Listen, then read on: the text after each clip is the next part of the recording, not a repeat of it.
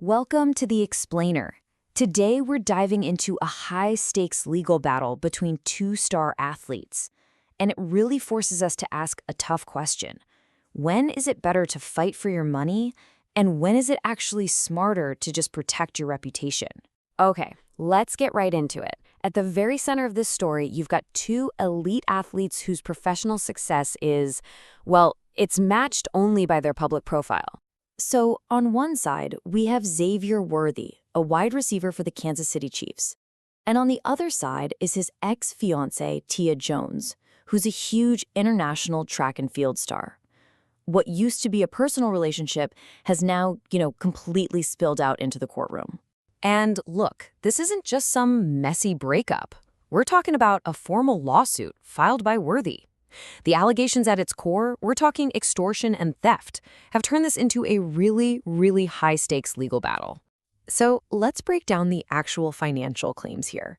Because when you see the numbers involved, you start to get a sense of the true scale of this conflict. The whole lawsuit kicks off with a pretty concrete allegation: a direct loss of over $150,000 in property and cash that Worthy is claiming was either stolen or destroyed. But that, believe it or not, is just the starting point. The suit is seeking total damages that could climb all the way up to $1 million. $1 million. And this is really where the whole lawsuit pivots. You see, it's not just about trying to get back lost assets. The core argument here is a very serious accusation of extortion, basically alleging that Jones used false claims as a weapon to get what she wanted. But honestly, the real costs in this situation go way beyond any dollar amount. We're now getting into the realm of public image, and for a professional athlete, the stakes there can be even higher than money. I mean, think about it. For a public figure like Worthy, these kinds of allegations can cause lasting career damage. It's not just about what happens in the courtroom. It's about the verdict in the court of public opinion.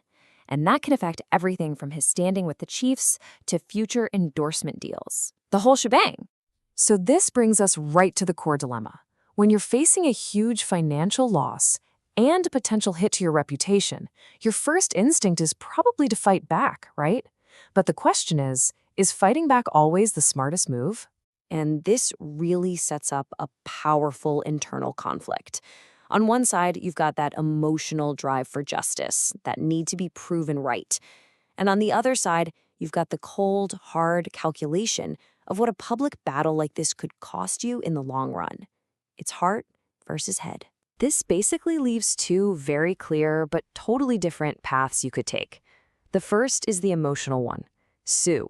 Fight for what feels right and risk a super costly, unpredictable battle. The second path? The pragmatic one. Walk away, take the financial hit, and protect your reputation from a messy public fight. Choosing which path to take means asking some really tough questions. Like, are the legal fees even worth what you might get back? Is there any guarantee you'll ever actually see that money again? And maybe the biggest question of all is this decision being driven by a sound business strategy, or is it just about pride? And finally, all this brings up a really challenging question, and it's about responsibility. In a public dispute like this one, who really carries the greater burden to just end it?